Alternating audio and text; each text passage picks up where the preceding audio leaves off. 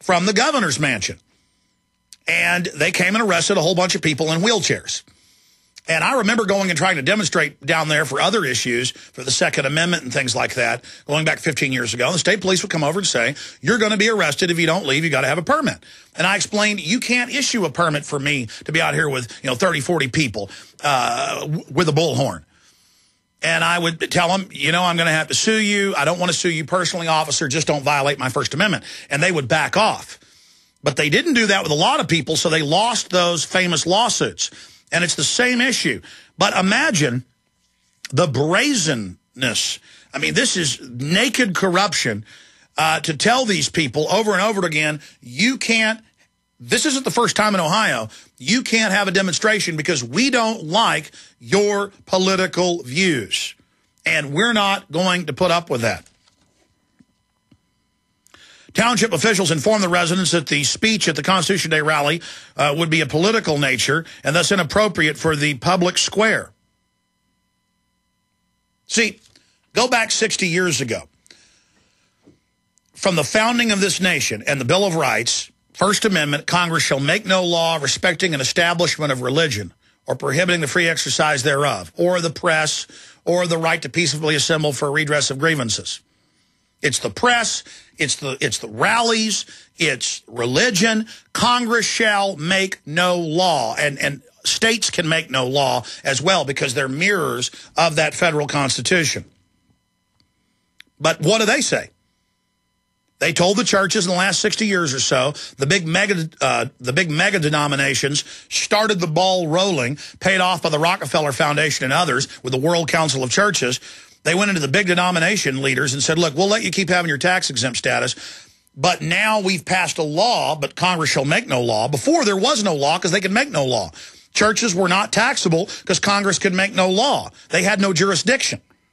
The federal government has no jurisdiction over religion because if they can do that, they can end the separation of church and state, and that means they can create a government-sponsored religion, whether it's humanism, environmentalism, communism, Islam, Christianity, Catholicism, Judaism, whatever the case is.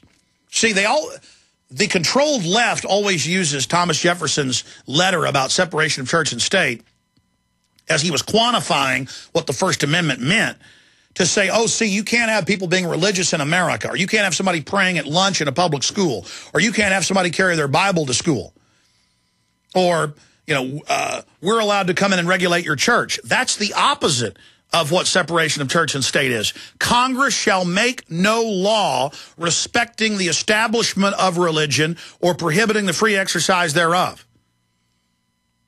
Shall make no law. Just like Second Amendment. The right to keep and bear arms. The right of the people. The people. That's us.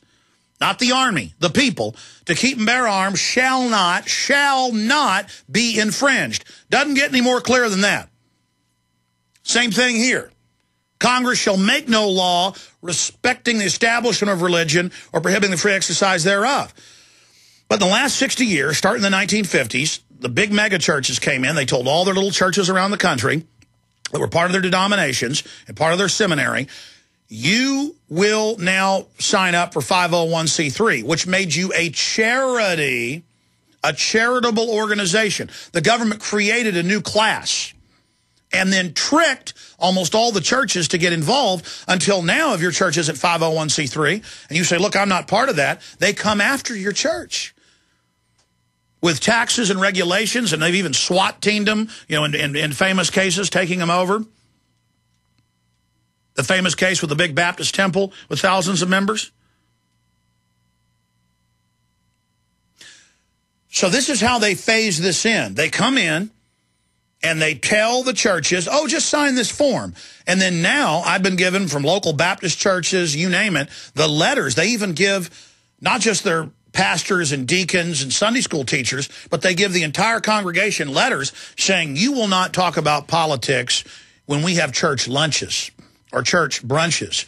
You will not talk about politics in the pews or before church or in the parking lot.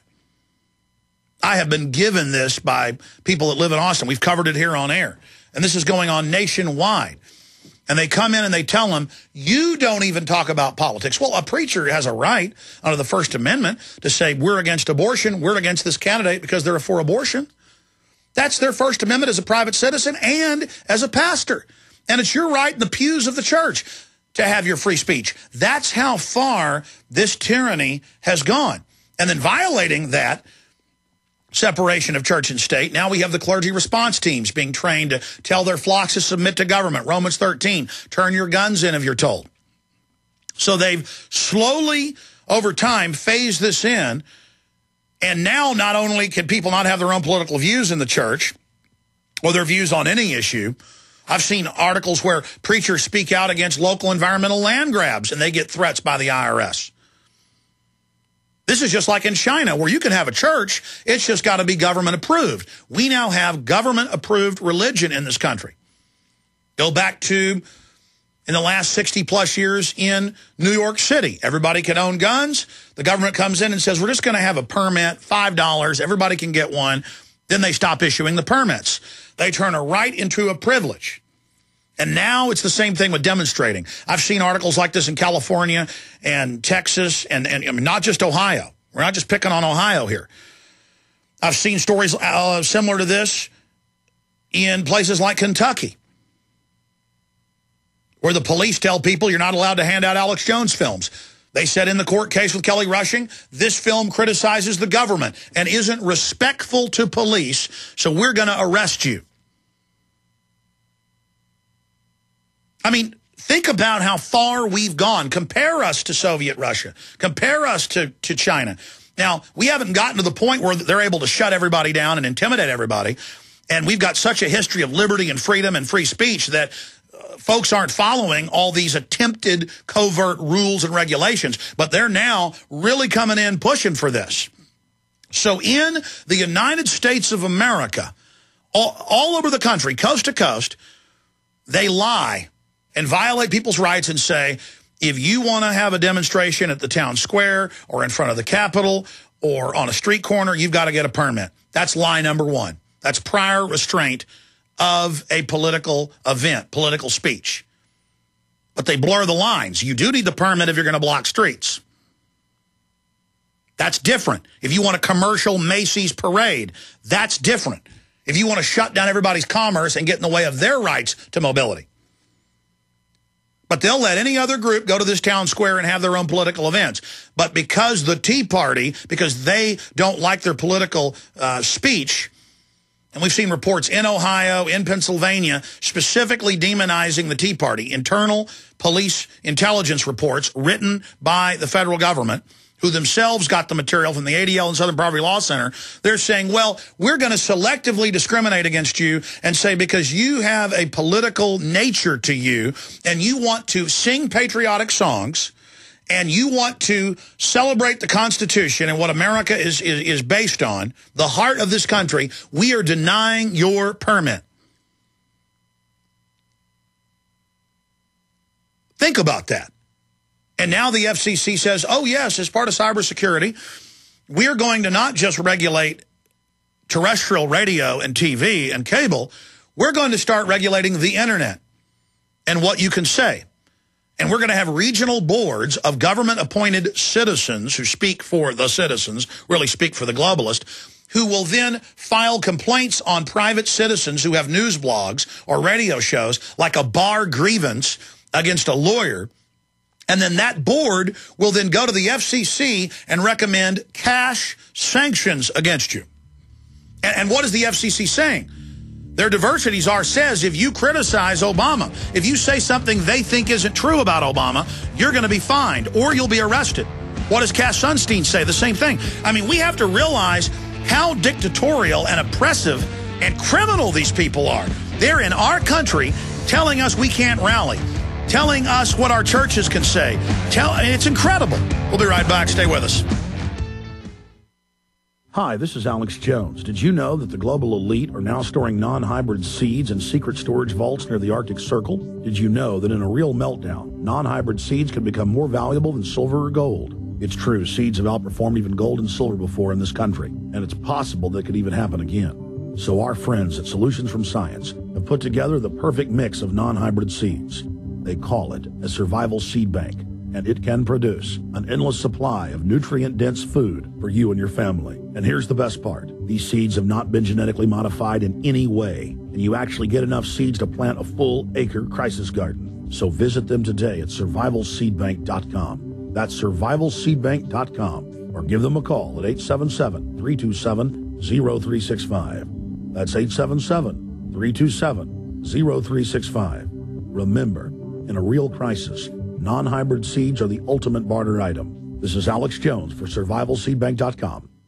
The question is, where should the American people draw their line in the sand? What have we got? A republic or a monarchy? A republic is based on a constitution which protects minority rights. Not democracy, not mob rule, two wolves and a sheep voting on what's for dinner. So they think they own our land, they think they own our water, children, our education, our money. We have to define who we are and what we will tolerate. Somebody's going to ask you what you did during the Patriot Uprising. You have been warned. We have the facts. We have the Constitution. We have the Bill of Rights. We have common law. Knowledge is power, ladies and gentlemen, and I'm so excited to be able to offer you Don't Tread on Me, Rise of the Republic. Tyranny is upon us, but liberty and the sleeping giant that is the American people is rising. A new tool in the info war. Don't Tread on Me. Order it at Infowars.com or PrisonPlanet.com or call toll-free 888-253-3139 and support independent, patriotic Liberty films. You've seen our SinoFresh banner on the GCN website, yet your sinusitis is still a problem. Are you waiting for your sinusitis to go away by itself? Are you waiting for a SinoFresh discount? Okay, here it comes. But first, the facts. 67 other products merely treat symptoms and not the cause of sinus problems. And 37 million Americans suffer from sinus distress just like you. But now many are finding relief with the only patent-protected homeopathic nasal product that antiseptically eliminates the known causes of sinusitis. SinoFresh. Now, here's your limited time discount offer to use SinoFresh. Call 888-906-3636 right now for $2 off per bottle when you mention GCN. That's it. Just call 888-906-3636 and mention GCN for a $2 discount. But hurry, this offer is only for the first 1,000 customers. Call 888-906-3636. 888-906-3636. Call right now for $2 off per bottle. Mention GCN. Buy SinoFresh.com. It works. He's going the distance. He's going for speed. She's all alone in a time of... Here's a few more of some of the recent news articles. Here's one from yesterday where they're demonizing anybody that criticizes the out-of-control taxation in this country. And the government is saying, the federal government wrote this report, it was issued to Pennsylvania law enforcement, that if you are against higher taxes, that's basically terrorism because it could cut the government's money off. And remember what that clergy response team newscast out of New Orleans stated a few years ago. Weighing the government's needs against those of the people and dealing with the government's biggest enemy, biggest threat, the people.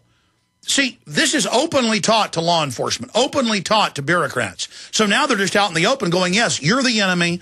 You are the American people. If you try to demonstrate, you try to protest, we're like Romania with Ceausescu.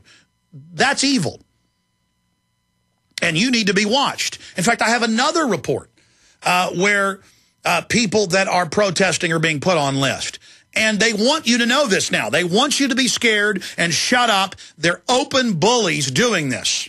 And they're trying to sell the idea